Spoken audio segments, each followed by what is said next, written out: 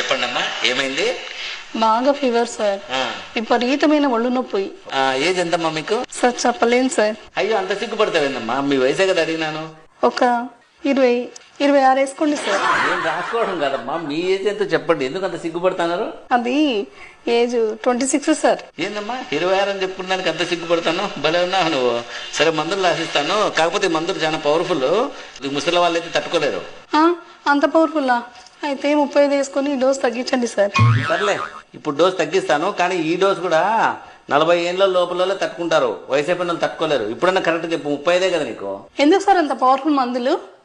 ఏదో 45 వేసుకొని కొద్దిగా డోస్ తగ్గించండి. ఎందుకమ్మా మాటి మాటికి ఏజ్ పెంచుతాను, డోస్ తగ్గించాను?